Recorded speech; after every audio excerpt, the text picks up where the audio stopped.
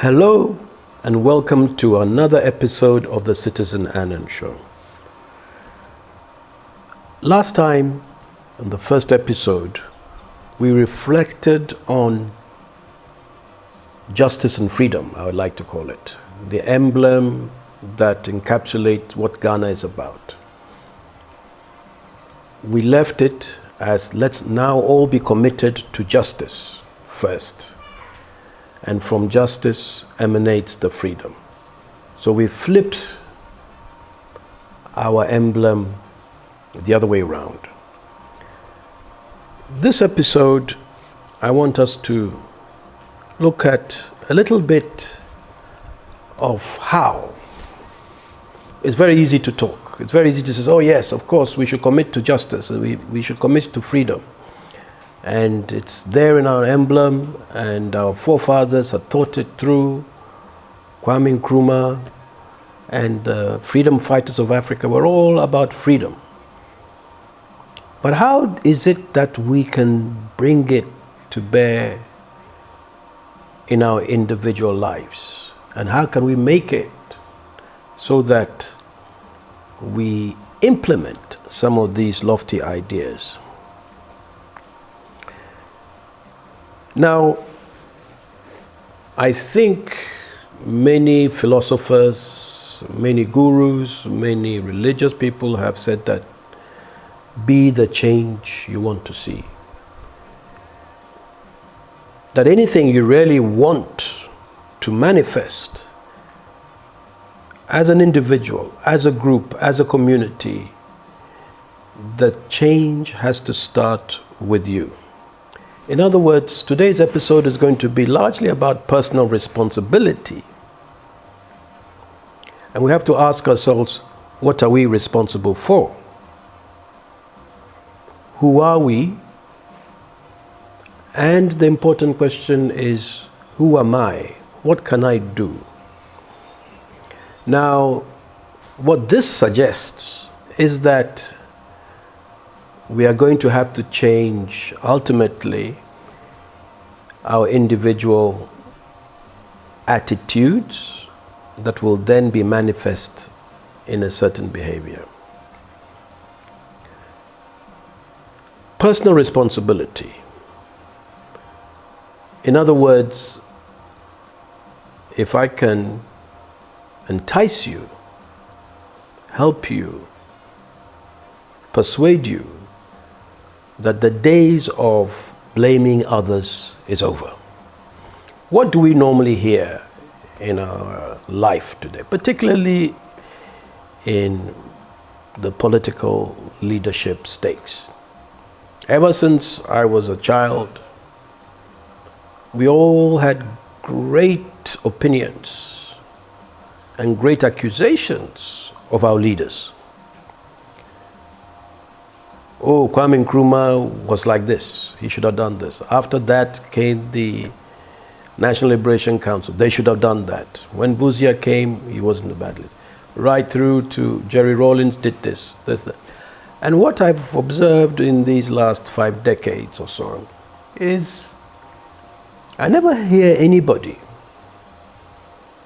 or very rarely do I hear anybody saying, perhaps we as the governed should have taken a certain initiative to ensure that our justice and freedom were solidly consolidated. What do I mean by that?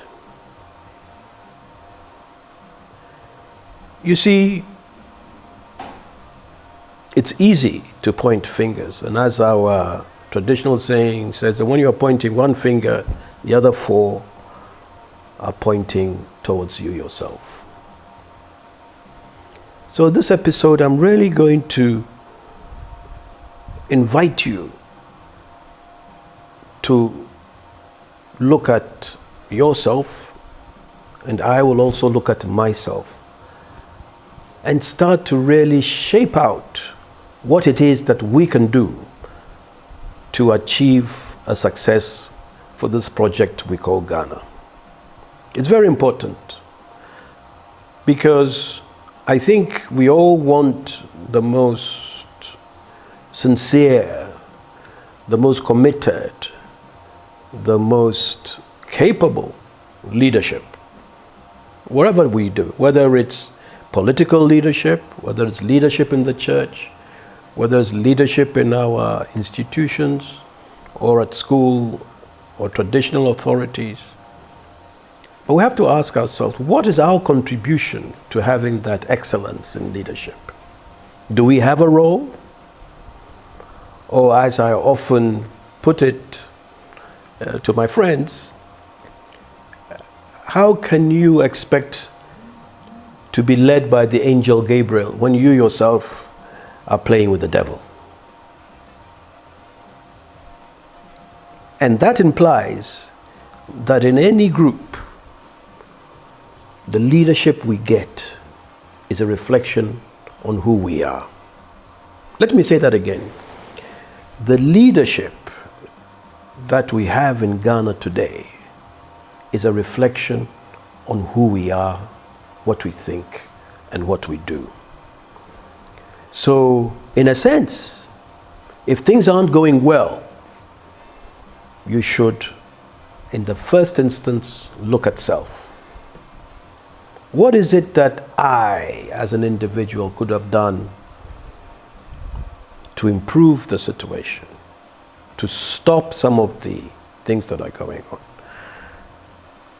So that brings me to my first quick point, which is that to be able to do that, there is something called self-awareness. You have to be self-aware of who you are. In other words, there must not be a gap between what you say and what you do, what you think. So many people say, oh yes, I'm full of Christian love. But the moment they step out of church, you see how they treat an ordinary beggar in the street. So the first thing is the self-awareness, is to be aware of who you say you are and who you actually are. In other words, going back to the theme of the first episode,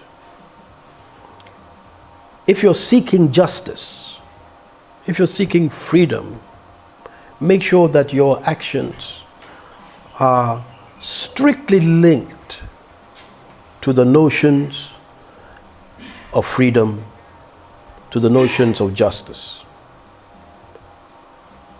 So the self-awareness is quite critical. You have to say that, I must confess, in this situation, I realized that I didn't control myself. I wasn't fully aware that perhaps even I'm greedy, or I'm weak, or I'm easily influenced. So let me start being aware of that so that I don't contribute to the overall situation that is going on in our country today. Contribute negatively, I should add. So now once you are self-aware, you're going through, it's not a one-day thing, it's a constant exercise in sort of being critical with yourself and saying that, look, whatever happens, maybe I'm not fully clear as to the purpose of which I'm here on earth and the purpose of the actions I take every day. So once that's done, then you have a chance, and this is based on some thinking of emotional intelligence that started in the was first put out in the mid-60s. The next thing you have to look at is self-regulation, because these are all based on neurological studies also. There's the part of the brain called the amygdala, and there's something called an amygdala hijack. That's when we get angry, we can't regulate ourselves. The amygdala takes over, and we do things that we often regret. So then there's an element of self-regulation. So once you're self-aware, you look at how do I regulate myself? I'm aware that when I'm speaking about other ethnic groups, I speak in a derogatory manner. When I speak about people in another political party, I speak in a certain way. So let me start to regulate myself and stop and think before I speak and act. That implies that you can then manage yourself as a person. Now, this is all in relation to seeking change, in relation to seeking the way forward for Project Ghana. How do we improve where we are? How do we reach where we want to reach? And I'm saying that I'm re-emphasizing that it depends firstly on you. And I, of course, it depends on all of us. But the initial change has to come from you. And the third point is that the self-management. Once you get that, you start to be able to say that, okay, overall in my life, I will be able to be guided by a certain set of principles. Very often, these are some of the principles that others we've brought to bear, that we want to be accountable, we want to be honest, that there has to be probity in everything we do, and make sure that overall we are not caught wanting when it comes to issues surrounding corruption, issues surrounding collusion, issues surrounding giving in to what you think the system is about. When we get to a certain level of self-management, that is when the notion of empathy comes in. In other words, you will look at yourself and others. You will develop social skills that, in a very simple sense, that all religions offer, is that you will have empathy, which, put another way, means that you will start showing love towards your fellow person. Because most of our conflict, most of our disagreement is based on our focus on self. We want something this way. We want to be greedy. We want to reap where we haven't sown. And that leads to a lot of the conflict.